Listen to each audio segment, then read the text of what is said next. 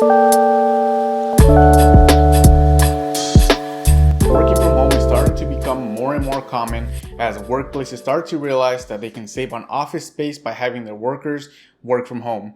Not only that, but it also expands the pool of employees from a small radius around the workshop or the warehouse or the office itself to something that can be out of state, therefore possibly finding better employees, not just being limited to that around the home base of the work itself. Now, whether you are ready for it or not, maybe you don't have the right desk setup, maybe you're missing a couple accessories, I am here to help you out and find the best tech accessories that you can use for your desk setup to be the best productive or the most productive that you can be from working from home.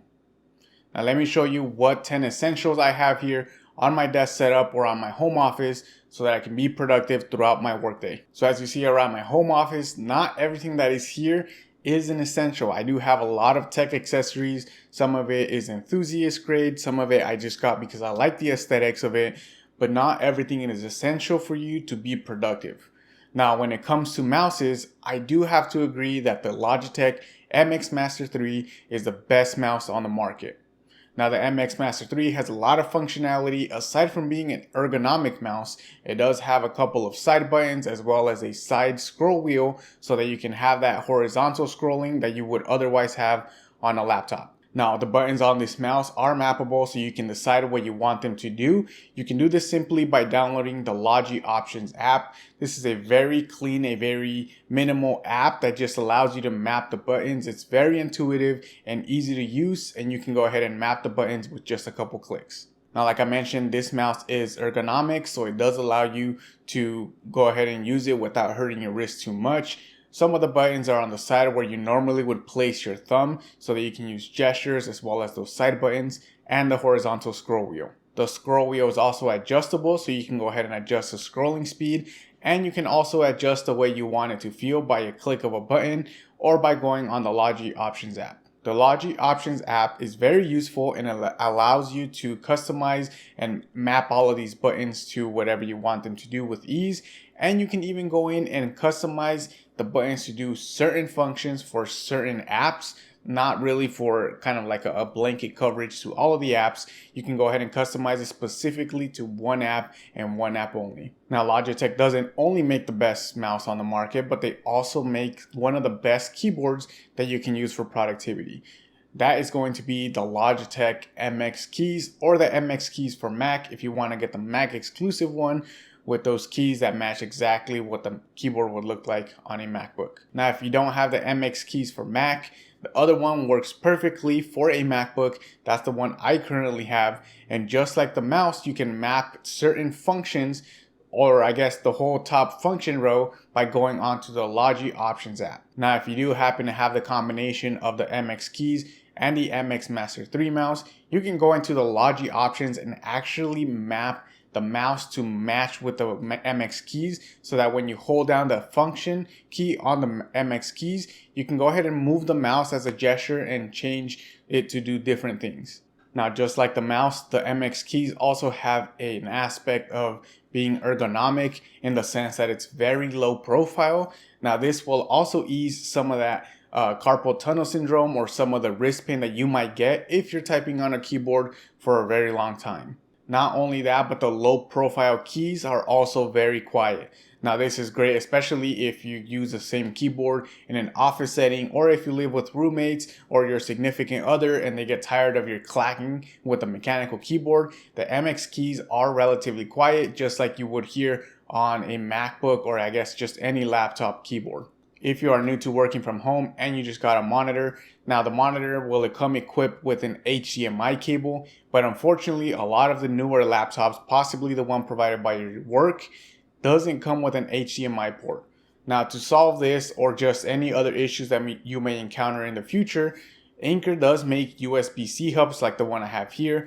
This one has 7 ports and only one hub. This means that you only have to connect one thing to your laptop and you have access to 7 different ports so that you can connect or you can hook up any other accessories to your laptop. I think this USB-C hub is a great starter kit, especially if you're barely starting out setting up a desk setup. It has enough ports that'll get you through, and it doesn't cost an arm and a leg for 50 different ports. Now this hub does come with everything you need. Like I mentioned, it has a couple USB-A ports that you can hook up your keyboard and your mouse, and that way you can go ahead and use that connection rather than using just straight Bluetooth, which could cause some problems. Now for those of you that don't just do office work, you also have creative work on the side, or maybe your job is being creative for a company, this USB-C hub does come with SD card adapter, or it comes with an SD card reader as well as a micro SD card reader, so that you can go ahead and hook it up straight to this USB-C hub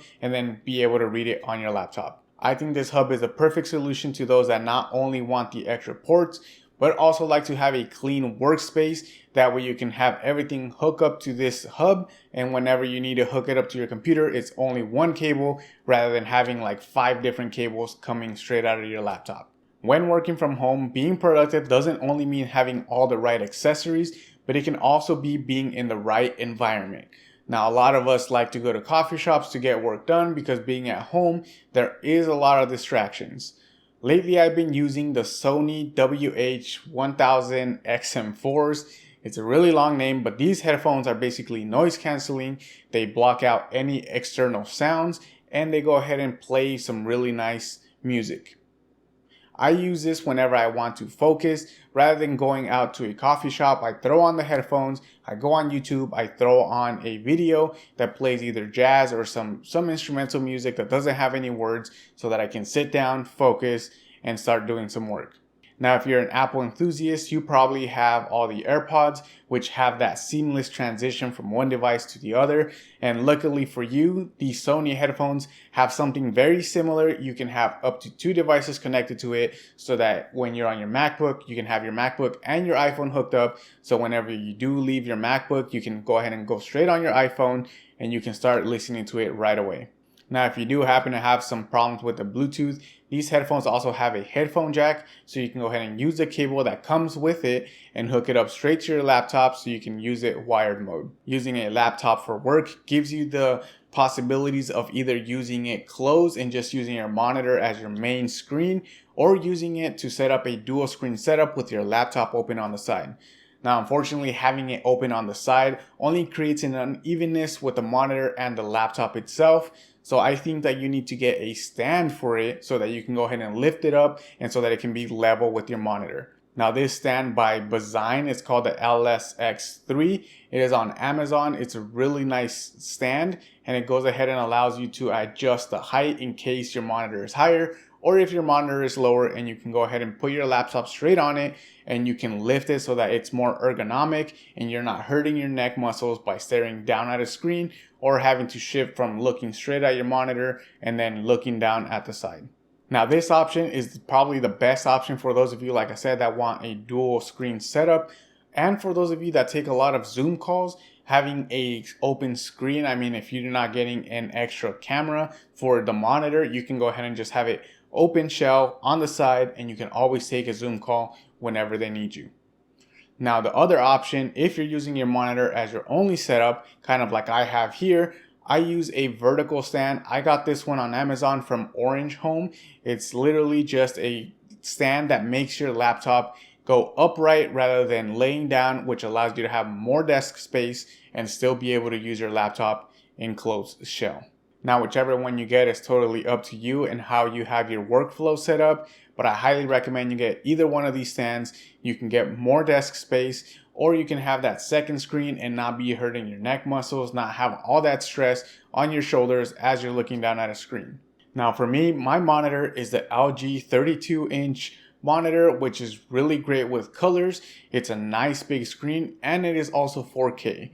I really like this monitor because, like I said, the color accuracy is really great. It can get very bright, and it's a nice screen for me so that I can see all my dashboards that I use for work, as well as having more screen real estate whenever I edit videos or edit some of my photos. Now, this monitor has a matte coating on the screen itself, so it's not glossy, which helps a lot with bouncing light. It doesn't show as thick of a reflection. It kind of evens it out so that it's not super bright. I really like using this monitor for video editing, and it also for my photos. Now, if you are like me and you work in spreadsheets, having a larger screen that is 4K is honestly really useful. It allows you to see a lot more of the cells, a lot more of the data, and then you can see it at a glance and it's not so small that you can't read it. Having a 4K screen just means it allows more pixels onto the screen itself, but if the screen isn't large enough, fitting more pixels in a smaller screen just means all of the words get smaller, all of the numbers get smaller, and it becomes unreadable. All of this sits on a Karobi desktop, which is on motorized legs, so that I can have a sit-stand desk so that I can stand up throughout the day. Now, I made this a sit-stand desk because sitting 8 to 10 hours a day was really hurting my lower back, and it's really not great for posture. Also, having a sit-stand desk can help boost your productivity because it gives you more energy as you stand up throughout the day rather than sitting down for 8 to 10 hours a day. Now, personally, I have felt that this really helped not only my posture and my lower back, but also easing some of that pain on my shoulders from staring at a screen and sitting down all day, so that it can help me a lot more than a simple 5-minute stretch would by simply standing up an hour or two out of the day just to kind of break up that whole 8 to 10 hour workday into sitting and standing. Now, the other accessory I recommend is getting a desk lamp. This is the IKEA Renarp. I think that's how you pronounce it. It's nice to have a desk lamp so that you can go ahead and illuminate not only your workspace, but sometimes when you're staring at a very bright screen, if the background is dark or it's dimmer, this can really hurt your eyes. So I recommend that you point the desk lamp towards the back of the monitor so that there's not that much of a contrast. Now, if you've seen any gamer setups, you can see that people also use LED lights or other RGB LED strips so that you can go ahead and also do that same effect where you have a little bit less contrast by throwing some light onto the back of the monitor.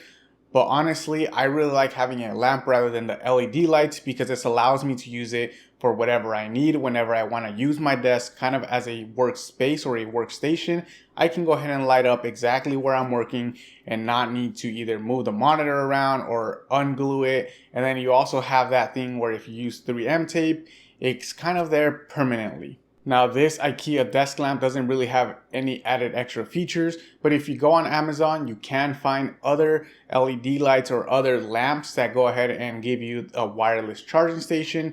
The base basically becomes a wireless charger for your phone or any other wireless charging accessories. Now, the next thing I'm going to recommend is that you get a focus feature on your iPhone, or if you're on the Android side, you can go ahead and use a do not disturb feature.